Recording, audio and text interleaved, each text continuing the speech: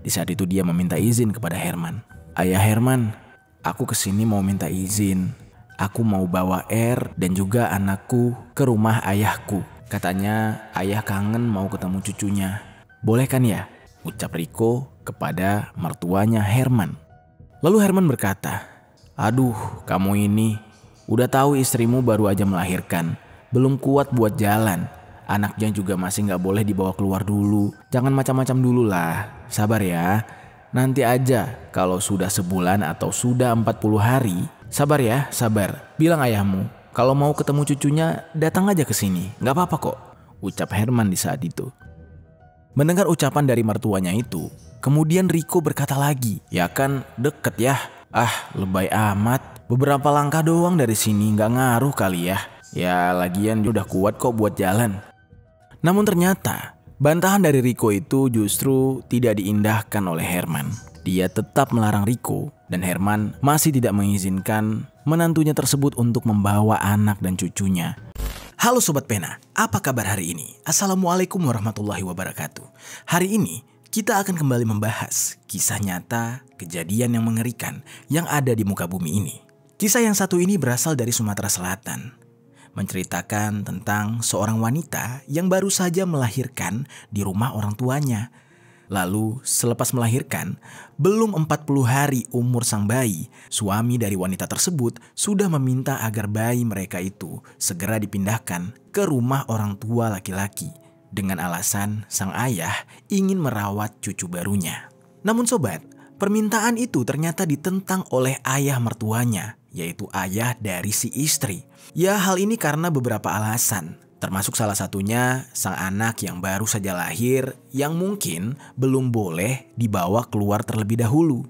Merasa tidak terima dengan penolakan tersebut, laki-laki ini tiba-tiba melakukan tindakan yang di luar batas, yaitu menendang ayah mertuanya. Mendapatkan perlakuan tersebut, mertuanya tidak terima dan dia gelap mata mengambil sajam lalu menikamkan sajam tersebut ke arah menantunya. Lalu ternyata tragedi ini tidak berhenti sampai di sana. Perlakuan dari mertuanya ini dilaporkan oleh si laki-laki tersebut kepada ayah kandungnya. Yang tidak disangka ayah kandungnya kemudian mengambil tindakan untuk mengeksekusi besannya sendiri alias mertua dari anaknya. Wah, gila banget kejadian ini sobat. Bagaimana cerita selengkapnya tentang kasus yang satu ini? Langsung saja kita bahas di Kata Pena.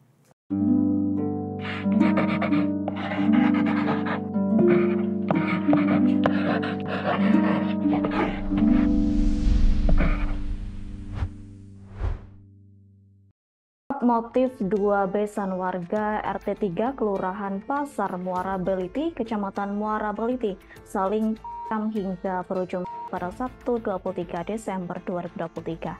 Melalui Kasih Humas Ibtu Herdiansyah menyatakan bahwa motif mencuri Herman lantaran emosi karena korban telah melukai sang anaknya yakni Riko. Sebelum kita mulai ke ceritanya, jangan lupa untuk subscribe channel ini dan share video ini ke teman-teman kalian. Oke, jadi cerita ini berdasarkan keterangan yang ada di media publik yang aku rangkum secara lengkap.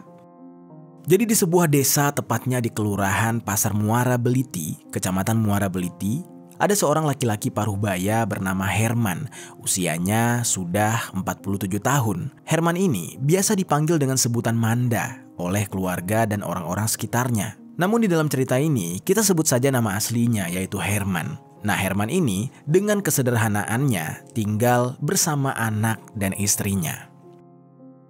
Tidak banyak informasi tentang latar belakang keluarganya Herman, berapa jumlah anaknya, atau siapa nama istrinya. Namun yang jelas, Herman ini memiliki seorang anak perempuan yang usianya sudah remaja, berinisial R. Herman dikenal dengan sosok yang sangat ramah dan baik kepada para tetangganya. Sehari-harinya, dia bekerja sebagai buruh tani yang berangkat kerja pada pagi hari dan pulang pada sore hari. Pekerjaannya tidak hanya sebatas buruh tani, yang mana selepas dia dari ladang, terkadang Herman juga mengajar anak-anak tetangga di sekitar rumahnya untuk mengaji. Para tetangganya itu percaya kepada Herman karena Herman ini memang sangat telaten. Sikap yang Herman tunjukkan di masyarakat membuat dia dicintai oleh masyarakat RT 03 di Kelurahan Pasar Muara Beliti. Mengingat dirinya itu sangat sederhana dan tak neko-neko dan juga pandai bergaul, orang-orang di sekitarnya jadi senang dengan dia. Walaupun Herman ini memiliki latar belakang kehidupan yang sangat baik dan berada di dalam lingkungan yang positif, tidak dapat dipungkiri bahwa anak remajanya yang berinisial R memiliki gaya hidup yang berbeda dengan ayahnya. Meskipun sehari-hari R ini terlihat sebagai anak yang baik dan patuh di rumahnya, namun ternyata ketika berada di tengah teman-temannya, dia dikenal sebagai sosok yang cukup nakal. Di luar pengawasan orang tuanya, R ini sering sekali menghabiskan waktu dengan teman-temannya di tempat yang tidak jelas. Dan hal ini membuat dia terlibat di dalam lingkungan pertemanan yang tidak sehat dan sering sekali berbuat onar. Semenjak sering sekali ikut nongkrong, R ini bertemu dengan seorang laki-laki di tongkrongannya yang bernama Riko. Riko ini merupakan warga asli Kecamatan Jayaloka yang kemudian menetap di Kelurahan Pasar Muara Beliti, tepatnya ya satu kampung dengan R. Riko ini merupakan anak dari pasangan suami istri yang bernama Masuri dan Elesni. Di rumahnya, Riko ini tinggal bersama ayah dan ibu serta dua saudaranya yang bernama Wiwin dan Yanti. Hubungan antara Riko dengan saudara-saudaranya ya sangat baik. Mereka merupakan keluarga yang harmonis. Sementara itu, antara rumah R dan rumah Riko hanya berjarak beberapa meter saja, hanya terhalang beberapa rumah saja. Makanya nih sobat, orang tua dari R yaitu Herman cukup mengenal bagaimana orang tua Riko, yang mana orang tua Riko itu ternyata dikenal sebagai orang yang temperamen. Kenapa demikian? Jadi ini semua memang berbukti. Semenjak kepindahan keluarga Riko, yaitu keluarga Pak Masuri, Pak Masuri sendiri sering sekali terlibat dalam konflik dengan para tetangganya. Salah satu konfliknya ya pernah terjadi dengan Herman. Bahkan beberapa kali konflik yang terjadi antara Masuri dan orang-orang sering sekali harus diselesaikan oleh pihak adat atau ketua RT setempat. Nah, hal ini memang agak merepotkan karena mengingat permasalahan demi permasalahan yang melibatkan Masuri bukan lagi permasalahan kecil. Namun di samping itu, kedekatan antara anak dari Masuri dan juga anak Herman itu semakin tidak bisa dibendung. R dan Riko mulai sering menghabiskan waktu bersama dan memutuskan untuk berpacaran. Sejak mereka memiliki status sebagai sepasang kekasih, mereka berdua jadi sering pergi berduaan dan melakukan hubungan yang di luar batas. Ya, mereka sudah sampai melakukan hubungan badan. Pada awalnya, orang tua Riko yaitu Masuri tidak mengetahui kalau anaknya berpacaran dengan anaknya Herman yang berinisial R.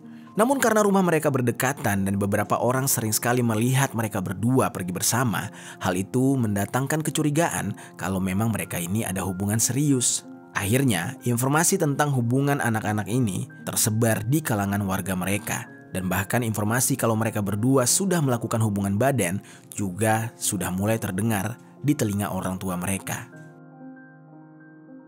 Herman, selaku orang tua dari perempuan, merasa sakit hati dan marah kepada anaknya R. Namun begitu juga dengan Masuri.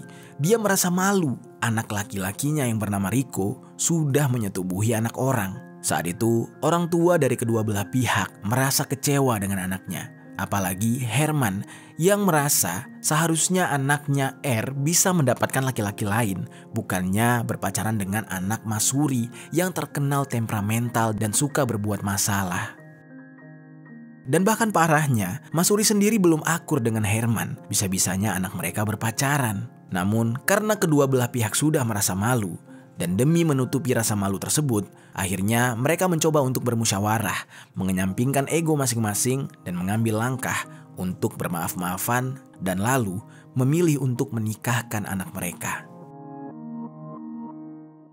Ternyata memutuskan untuk menikahkan anaknya pada usia dini tidaklah semudah yang diharapkan. Ketika itu sebenarnya Herman merasa berat untuk menikahkan anaknya yang usianya masih sangat muda ini. Dia awalnya merasa anaknya ini masih di bawah umur dan dia sempat menyoroti persyaratan hukum seperti surat keterangan dari pengadilan agama yang diperlukan jika menikahkan anak di bawah umur. Lalu lebih lanjut, Herman merasa khawatir karena laki-laki yang melamar anaknya nanti masih belum mapan dan belum memiliki pekerjaan tetap, dan ditambah lagi bukan berasal dari keluarga yang berada. Ya, Mas Suri adalah keluarga yang biasa-biasa saja. Namun apa boleh buat, karena sudah merasa sangat malu, Herman mau tidak mau akhirnya terpaksa menikahkan anaknya tersebut. Namun di acara pernikahan itu ada sesuatu yang berbeda. Ternyata antara Herman dan Mas Suri itu belum sepenuhnya bermaaf-maafan. Mereka masih berada di dalam zona permusuhan dan merasa tidak cocok untuk berbesan. Akhirnya pernikahan itu pun berlangsung tanpa kehadiran keluarga Riko. Lalu singkat cerita, menikahlah Riko dan R dengan sistem nikah siri. Dan setelah beberapa waktu mereka menikah, R pun hamil dan melahirkan seorang anak. Pada saat itu R melahirkan di rumah kediaman Herman karena rumah Herman bisa dikatakan lebih besar dibandingkan rumah Mas Suri. Yang mana tentunya rumah itu lebih nyaman digunakan, apalagi setelah melahirkan biasanya banyak orang yang akan datang menjenguk.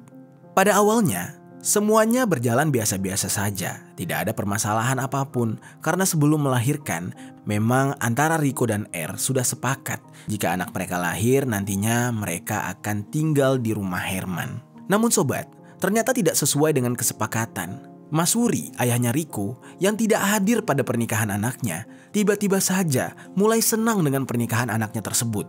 Entah apa yang dia pikirkan, dia secara mendadak meminta Riko untuk membawa cucunya itu ke rumah mereka dengan berkata, "Rik, itu kan istri dan anakmu sudah lahiran. Ayah pengen banget lihat cucu ayah. Kamu bawalah ke sini, jemput mereka ya," ucap Mas Suri. Kemudian Riko menjawab, "Ayah ajalah yang kesana, takutnya istri dan anakku masih belum pulih buat diajak keluar. Ayah aja ya yang kesana sama ibu, nanti aku antar." Di saat itu Mas Suri tetap tidak mau, karena kondisinya dia masih belum akur dengan besannya tersebut. Dia pun berkata, "Ah, kamu ini gak ada pengertian sama sekali. Ayah kan gak akur sama mertuamu itu. Malas sekali ayah injakan kaki di tempat dia. Udah, kamu aja yang bawa ke sini anakmu."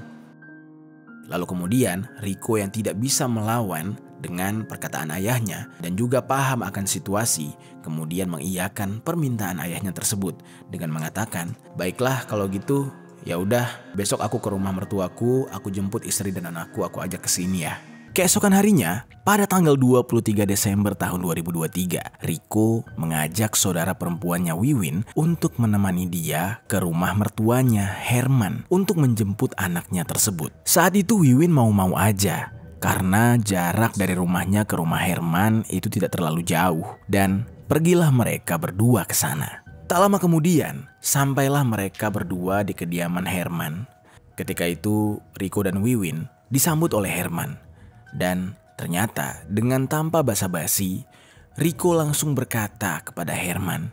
Dia bilang dia ingin membawa anaknya yang baru berumur 6 hari tersebut ke rumah orang tuanya, Mas Suri. Di saat itu dia meminta izin kepada Herman. "Ayah Herman, aku kesini mau minta izin.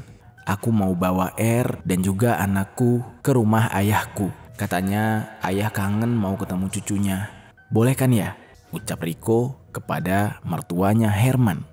Lalu Herman berkata, "Aduh, kamu ini udah tahu istrimu baru aja melahirkan, belum kuat buat jalan. Anaknya juga masih gak boleh dibawa keluar dulu. Jangan macam-macam dulu lah, sabar ya. Nanti aja kalau sudah sebulan atau sudah 40 hari, sabar ya, sabar. Bilang ayahmu, kalau mau ketemu cucunya datang aja ke sini, gak apa-apa kok," ucap Herman di saat itu. Mendengar ucapan dari mertuanya itu, kemudian Riko berkata lagi, "Ya kan deket ya. Ah, lebay amat. Beberapa langkah doang dari sini, gak ngaruh kali ya. Ya lagian udah kuat kok buat jalan." Namun ternyata bantahan dari Riko itu justru tidak diindahkan oleh Herman. Dia tetap melarang Riko dan Herman masih tidak mengizinkan menantunya tersebut untuk membawa anak dan cucunya. Dia masih dengan prinsipnya, yaitu bayinya masih kecil, baru lahir dan tidak boleh dibawa keluar sembarangan. Lalu tiba-tiba Riko menjadi emosi. Dia tidak terima mertuanya itu melarang dia membawa anak serta istrinya. Entah apa yang ada di pikiran Riko di saat itu. Dia tiba-tiba marah. Kemudian tanpa basa-basi langsung menghajar mertuanya. Dan juga dilanjutkan dengan tendangan ke arah Herman. Dan di saat itu Herman terjatuh. Herman yang mendapatkan perlakuan yang tidak baik dari menantunya tersebut tidak terima dengan kondisi itu. Kemudian dengan rasa dendam dan juga rasa tidak mau kalah, dia berkata, "Woi, apa-apaan kamu? Berani-beraninya kamu sama saya ya?" Ucap Herman dengan nada tinggi sambil melirik ke arah kiri dan kanan untuk mencari sesuatu. Pada saat kejadian itu, kakak perempuan Rico yaitu Wiwin sempat melerai keduanya. Namun mereka masih tetap tidak mau mengalah satu sama lain. Hingga kemudian mata Herman melihat ke arah sebilah pisau yang ada di dekatnya. Dan tanpa ragu, dengan cepat dia mengambil pisau tersebut, lalu menggenggam pisau itu dan mengarahkan pisau itu ke tubuh Rico. Dia langsung menikam Rico tepat pada rusuk sebelah kiri. Di saat itu Rico berteriak kesakitan. Dia tidak menyangka kalau ayah mertuanya ini akan melakukan tindakan sejauh itu. Tubuh Rico mulai mengeluarkan cairan merah. Lalu kemudian Wiwin yang melihat adiknya ditikam oleh Herman mencoba untuk melerai lagi. Di saat itu bahkan dia berteriak histeris dengan mengatakan, Sudah, ampun kalian ini, ampun, sudah, kata Wiwin di saat itu. Wiwin sambil menarik Rico dan Rico sempat mengancam mertuanya dengan berkata, "Awas ya kamu ya, tunggu pembalasan saya ya, awas kamu," ucap Rico sambil berlalu dengan ditarik oleh Wiwin. Di saat itu mereka berdua berjalan pulang ke rumah. Sambil berjalan Wiwin berkata, "Ya Allah kamu ini, kenapa kamu kayak gitu? Kan bisa baik-baik, gini kan jadinya, ini kamu yang salah, kamu yang nyerang duluan," ucap Wiwin pada Rico. Di saat itu Rico hanya menjawab, udah, gak usah ikut campur, ngomel-ngomel aja, sakit nih, sakit, cepat buru, bawa aku berobat, pinta Rico kepada Wiwin. Lalu Wiwin akhirnya diam dan membawa adiknya ini ke rumah. Ketika mereka sampai di rumah, kebetulan sekali hanya ada ibunya Rico di saat itu yang bernama Elesni. Pada saat itu, Elesni mengatakan, Loh, ya Allah kenapa kamu? Kok bisa luka kayak gitu? Kan disuruh bawa cucu ibu, bukannya disuruh berantem. Berantem sama siapa kamu? Ucap ibunya Elesni. Saat itu Rico yang kesakitan hanya diam dan Wiwin lah yang melaporkan kejadian itu kepada ibunya. Di saat itu ternyata ada saudara perempuan mereka juga yang bernama Yanti. Wiwin langsung bercerita kepada Yanti dan juga ibunya Elesni. Dia mengatakan, Rico berantem sama Pak Herman. Dia ditikam oleh Pak Herman dengan menggunakan pisau, itu di bagian bawah dada sampingnya. Elesni dan Yanti yang mendengar hal itu sangat terkejut dan berkata, "Hah? Apa katamu? Kamu ditikam Herman? Wah, gak bisa dibiarin ini. Yanti coba kamu hubungin ayah sekarang. Ibu gak terima anak ibu diperlakukan kayak gini," ucap Elesni sambil marah. Kemudian Yanti yang juga kesal melihat saudara laki-lakinya diperlakukan seperti itu langsung menghubungi ayahnya Masuri melalui telepon. Pada saat itu, Masuri yang sedang mengambil petai di daerah Rompok menerima telepon dari anaknya dan langsung mengangkat telepon itu. Dan anaknya Yanti langsung menceritakan kejadian tersebut kepada Masuri. Mendengar berita itu, Masuri merasa sangat marah dan tidak terima anaknya diperlakukan dengan semena-mena. Masuri yang terbakar emosi langsung datang ke rumah Herman. Di saat itu dia membawa sajam bekas mengambil petai. Setelah dia tiba di rumah Herman sekitar jam 10 pagi, Masuri langsung berteriak, "Mana si Herman? Mana? Keluar! Berani-beraninya kamu ya, kamu tikam anak saya. Sini kamu, hadapi saya," ucap Masuri sambil marah. Tak lama kemudian, Herman yang memang ada di rumah dan tengah duduk di ruang tamu terkejut dan langsung keluar dengan mengatakan, "Apa? Kenapa? Anakmu yang duluan kurang ajar sama saya. Anakmu tendang saya sampai saya jatuh," ucap Herman. Masuri berkata, "Alah, banyak alasan kamu. Sini kamu, duel sama saya," ucap Masuri sambil mengarahkan sajamnya ke arah Herman.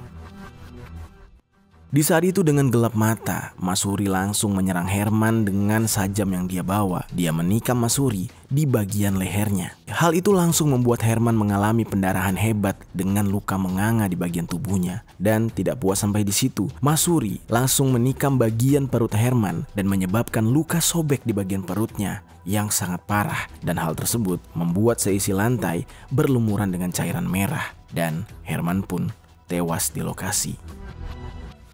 Pada saat kejadian tersebut, tidak ada informasi yang menerangkan apakah R atau anggota keluarga lainnya sedang berada di rumah atau tidak. Tapi yang jelas sobat, pada saat itu, Masuri yang masih menikam Herman sebanyak berkali-kali, tidak ada orang yang melerai sama sekali. Dan dia dengan sangat puas melancarkan aksinya tersebut. Setelah Herman berhasil dihabisi, Masuri tiba-tiba merasa panik dan kemudian kabur dari lokasi untuk melarikan diri. Di samping itu, tak lama kemudian pihak keluarga dari Herman mendapati Herman dalam posisi yang sudah terkapar penuh dengan cairan merah. Mereka sangat kaget. Mereka lantas berteriak histeris dan meminta tolong. Di saat itu, ada beberapa warga yang mendengar suara teriakan minta tolong dari keluarga Herman. Namun, keluarga langsung berinisiatif membawa Herman ke rumah sakit terdekat.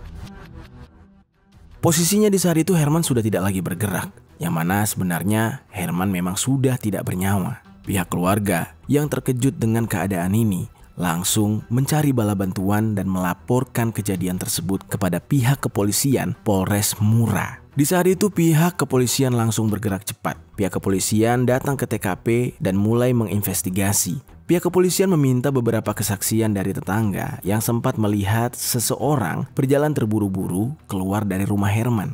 Orang tersebut adalah besan Herman sendiri, yaitu Masuri. Dan akhirnya dari keterangan beberapa tetangga ini didapatkanlah titik terang bahwa si pelakunya itu adalah Masuri. Pihak kepolisian yang juga menemukan beberapa bukti. Ternyata semua bukti tersebut memang mengarah kepada Masuri. Lalu setelah permasalahan ini mengerucut, pihak kepolisian langsung mendatangi kediaman Masuri untuk diamankan dan dimintai keterangan. Namun sobat, pada saat polisi mendatangi kediaman Masuri, Masuri tidak ada di rumah. Dan ternyata pihak keluarga juga bungkam, tidak mengatakan kemana Masuri pergi. Dari situlah pihak kepolisian mulai yakin kalau memang pelakunya adalah Masuri. Kemudian mendapati hal itu, pihak kepolisian langsung melakukan pencarian lagi. Hingga akhirnya petugas kepolisian mendapatkan informasi bahwa Masuri sedang bersembunyi di rumah keponakannya yang bernama Vina dan juga Juan di Desa Dangko Megang Sakti 3, Kecamatan Megang Sakti, Mura. Setelah mengantongi informasi tersebut, tanpa menunda-nunda, pihak kepolisian langsung mendatangi kediaman Vina dan juga Juan. Setibanya petugas di sana, ternyata Masuri lagi-lagi sudah kabur dari sana. Yang mana ternyata Masuri ini hanya singgah di tempat itu dari pukul 11.00 sampai dengan pukul 15.00 waktu Indonesia Barat. Lalu Masuri keluar dari rumah tersebut setelah dijemput oleh seseorang yang bernama Atta. Dari keterangan Vina dan Juan, Masuri katanya hendak ke rumah menantunya yang lain yang bernama Iwan di Kelurahan Airbang, Kecamatan Curup, Kabupaten Rejang Lebong, Bengkulu. Polisi yang mendapati keterangan itu langsung bergegas menuju ke kediaman Iwan. Namun ternyata nihil lagi. Polisi seperti dipermainkan. Masuri tidak ada di kediaman menantunya tersebut dan tidak ada di kediaman siapapun menurut keterangan yang sudah polisi dapatkan. Ketika polisi sampai di rumah menantu dari Masuri, menantunya itu bilang kalau Masuri baru saja meninggalkan kediamannya dan pergi entah kemana. Pihak kepolisian pun kemudian bergerak langsung melakukan pengejaran terhadap Masuri. Namun sobat, pihak kepolisian sempat kehilangan jejak dari Masuri karena pengejaran terhadap Masuri ini harus melalui medan pegunungan dan juga perkebunan. Tidak menyerah sampai di situ, pihak kepolisian melakukan pencarian secara intensif dengan membagi beberapa anggota kelompok untuk berpencar di beberapa titik. Lalu hingga akhirnya pihak kepolisian pun berhasil menangkap Masuri tepat pada tanggal 24 Desember tahun 2023. Di saat itu, setelah Masuri berhasil ditangkap, dia langsung dibawa ke Polres Mura untuk mempertanggungjawabkan perbuatannya. Saat itu Masuri sempat mengelak dan membela diri. Dia tidak mau mengaku kalau dialah pelakunya. Namun pihak kepolisian yang terus mendesak Masuri akhirnya membuat Masuri mau tidak mau menyerah dan mengakui perbuatan kriminalnya itu. Lalu atas perbuatannya tersebut, Masuri dikenakan pasal 338 KUHP tentang penghilangan nyawa dengan ancaman pidana penjara paling lama 15 tahun. Itu dia sobat, kisah dari besan yang membunuh besannya sendiri atau ayah dari istri anaknya. Kejadian ini benar-benar memilukan karena dipicu oleh masalah sepele yang berakhir dengan penghilangan nyawa. Apa pelajaran yang bisa kita ambil dari kisah ini?